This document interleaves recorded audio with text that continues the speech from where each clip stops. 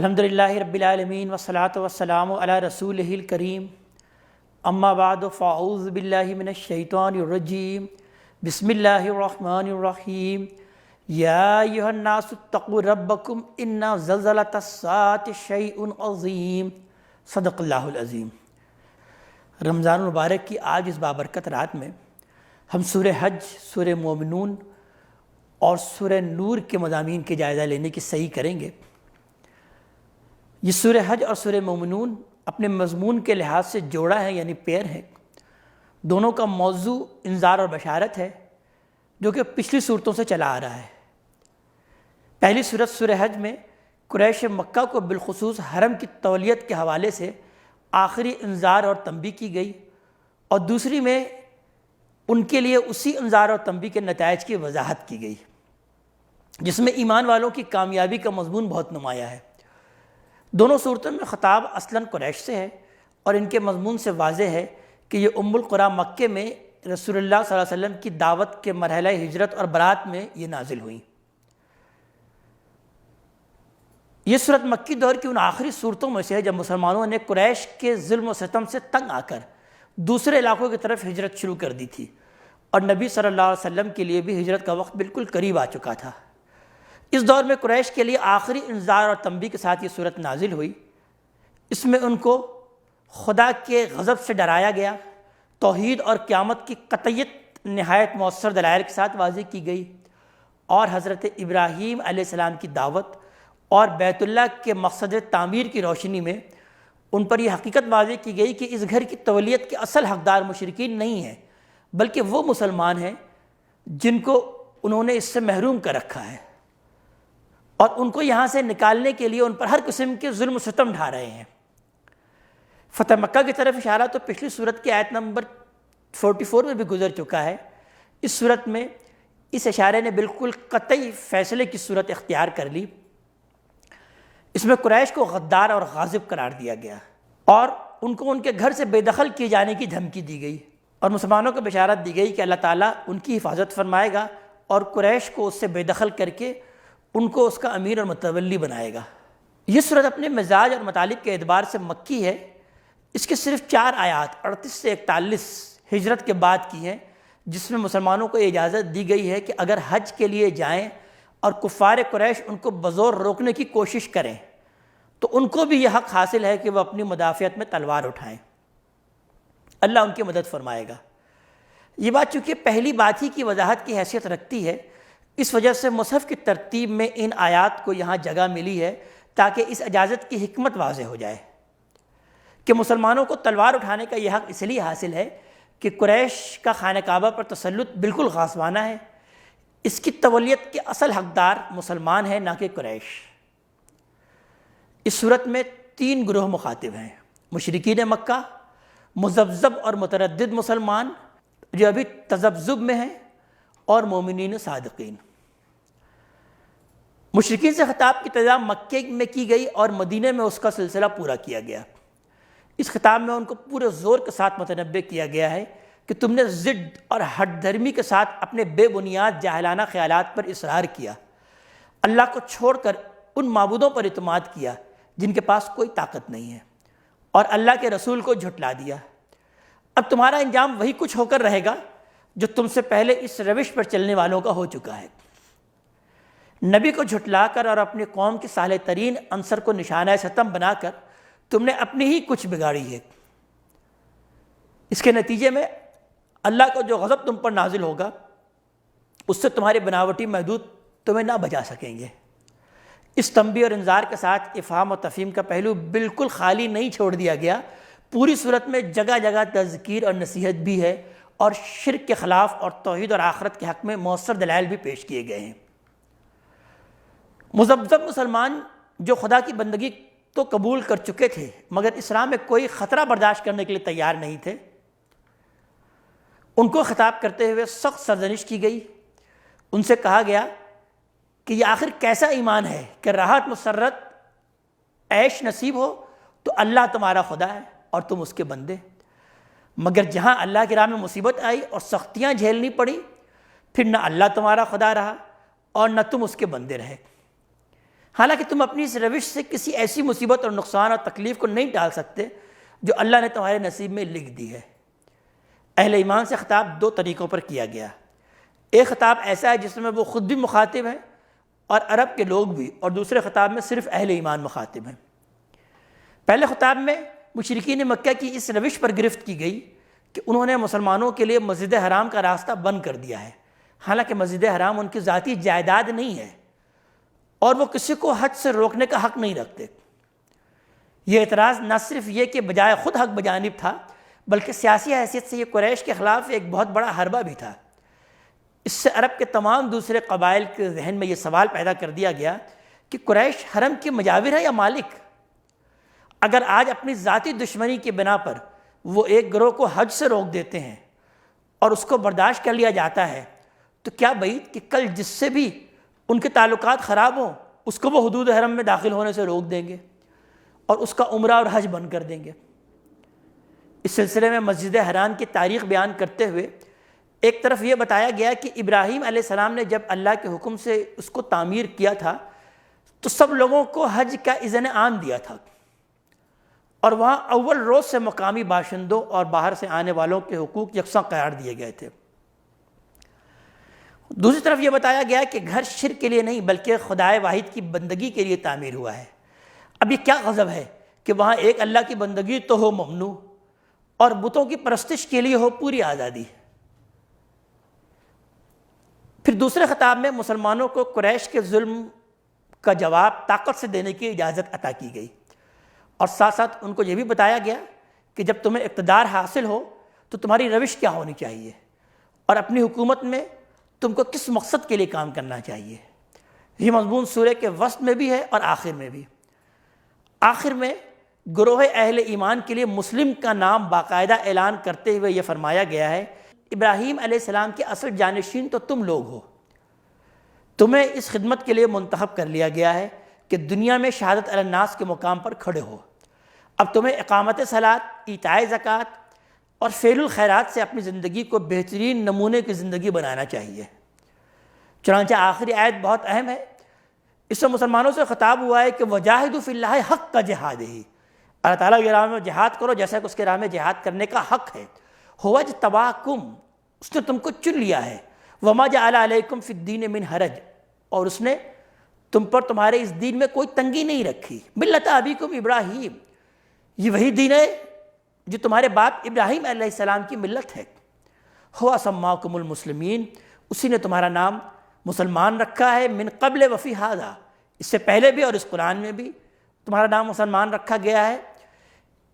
اور تمہیں کس کام کے لیے چن لیا گیا ہے کہ لیکون الرسول شہیدا علیکم وتکونوا شہداء علی الناس، تاکہ رسول تم پر گواہ ہو جائیں اور تم تمام نو انسانی پر گواہی دو، حق کی گواہی دو، پورے دنیا کے لوگوں پر دین حق کی تم گواہی دو۔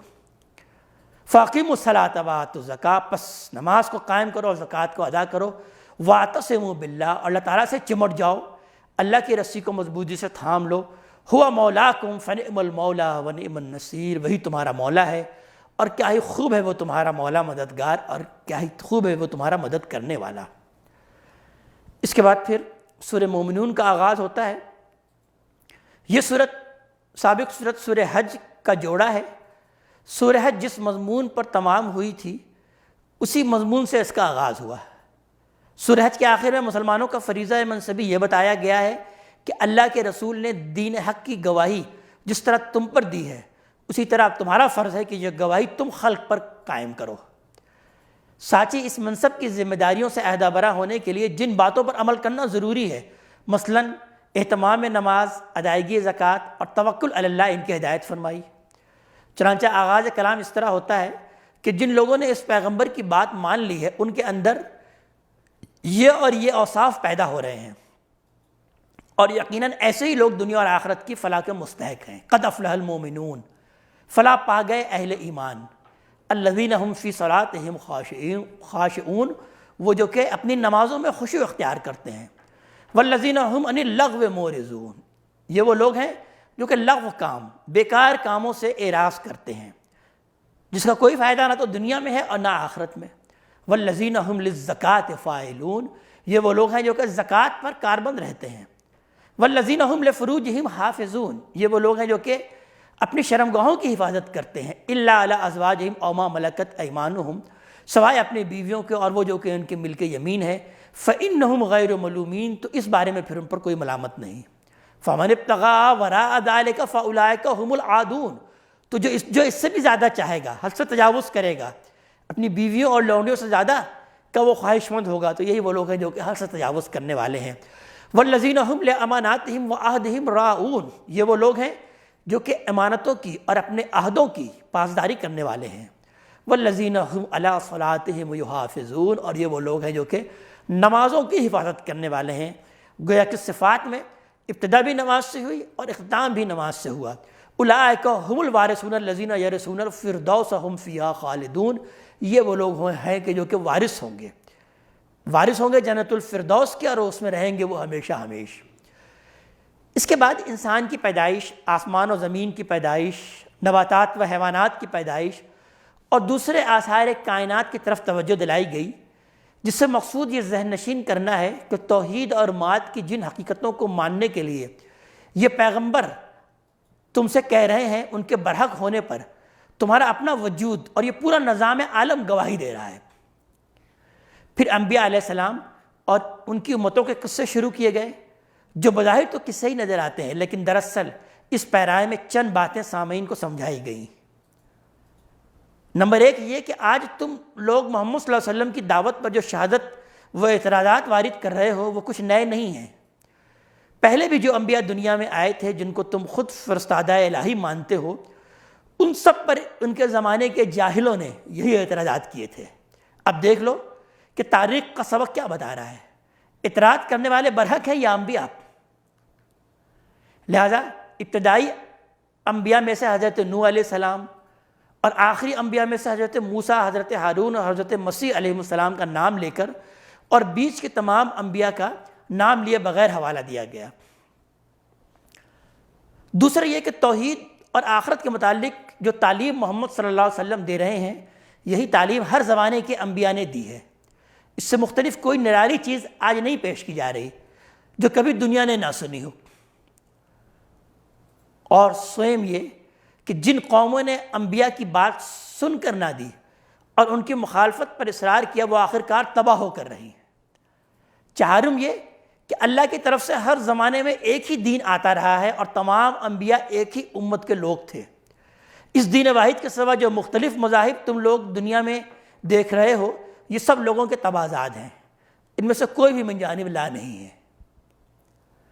ان قصوں کے بعد لوگوں کو یہ بتایا گیا ہے کہ دنیاوی خوشحالی، مال و دولت، آل اولاد، قوت اور اقتدار وہ چیزیں نہیں ہیں جو کسی شخص یا گروہ کے راہ راست ہونے پر ہونے کی یقینی علامت ہوں، اور اس بات کی دلیل قرار دی جائیں کہ اللہ ان پر مہربان ہے اور اس کا رویہ اللہ کو محبوب ہے۔